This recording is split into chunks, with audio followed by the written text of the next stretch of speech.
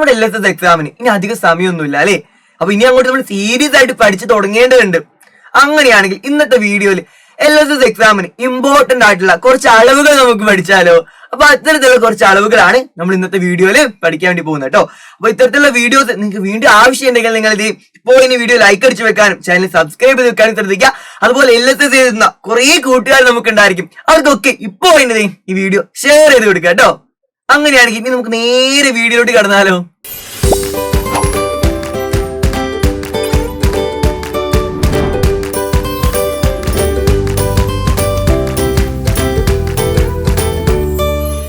ഏറ്റവും ആദ്യം മാഷൂടെ ഒരു സ്കെയിൽ എടുത്തിട്ടുണ്ട്.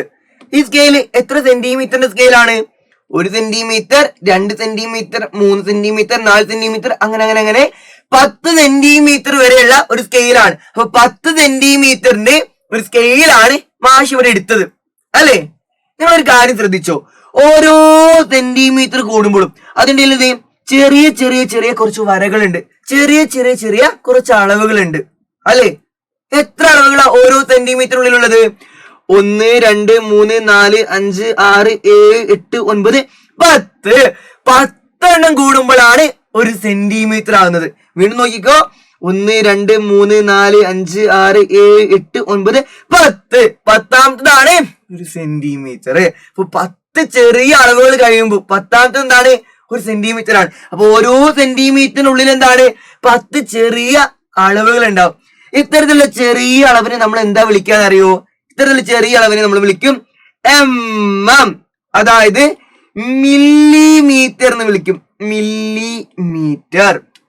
അപ്പൊ ഒരു സെന്റിമീറ്റർ എന്ന് വെച്ചാൽ 10 മില്ലിമീറ്ററുകൾ ചേർന്നതാണ്. 10 മില്ലിമീറ്ററുകളാണ് എന്ത്? ഒരു സെന്റിമീറ്റർ. സിമ്പിൾ ആയിട്ട് നമ്മൾ ഈ അളവ് പഠിച്ചു. ഓരോ സെന്റിമീറ്ററിനുള്ളിലും 10 ചെറിയ ചെറിയ ചെറിയ അളവുകൾ ഉണ്ടാവും. ആ ചെറിയ അളവിന് നമ്മൾ എന്താ വിളിക്കുക? മില്ലിമീറ്റർ എന്ന് വിളിക്കും. അപ്പൊ 10 മില്ലിമീറ്ററുകൾ ചേർന്നാലേ ഒരു സെന്റിമീറ്റർ കൂടും. സിമ്പിൾ ആയിട്ട് ആ അളവ് നമ്മൾ പഠിച്ചു. അങ്ങനെയാണെങ്കിൽ വേറൊരു അളവ് നമുക്ക് പഠിക്കാം. നോക്കിയോട്ടോ, ഒരു സെന്റിമീറ്റർ എന്ന് വെച്ചാൽ ഇത്രയല്ലേ ഉണ്ടാവുള്ളൂ. ഇത്തരത്തിലുള്ള സെന്റിമീറ്ററുകൾ ഇങ്ങനെ കൂടി കൂടി കൂടി കൂടി വന്ന് 100 സെന്റിമീറ്റർ ഏകദേശം ഇത്രയും ഉണ്ടാവും.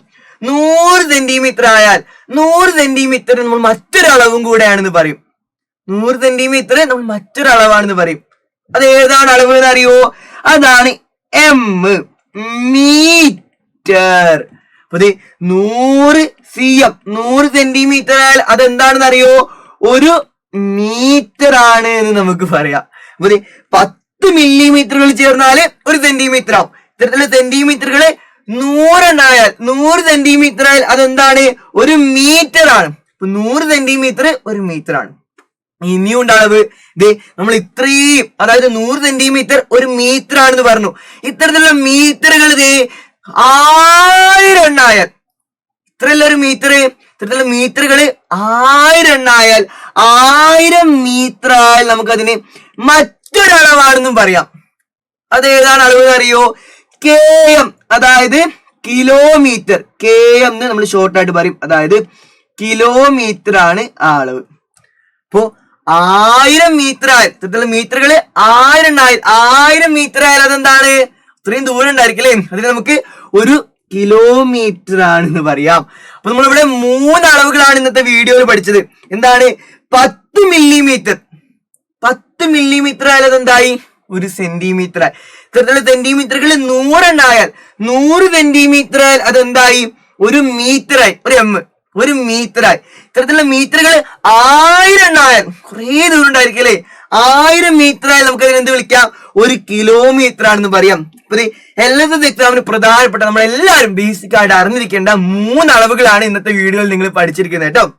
അപ്പൊ ഇതുപോലെ കൂടുതൽ അളവുകളെ നമുക്ക് വീണ്ടും അടുത്ത വീഡിയോയിലൊക്കെ ആയിട്ട് പഠിക്കണം. മറക്കണ്ട, ഇപ്പോൾ തന്നെയും ഈ വീഡിയോ നമ്മുടെ എല്ലാ ഫ്രണ്ട്സിനും അയച്ചു കൊടുക്കുക. ഈ വീഡിയോയുടെ സപ്പോർട്ട് കണ്ടിട്ടായിരിക്കട്ടെ മാഷ് കൂടുതൽ LSS വീഡിയോകളെ വീണ്ടും ഉൾപ്പെടുത്തുക. നമുക്ക് എന്തായാലും അടുത്ത വീഡിയോയിൽ കാണാം. Bye bye.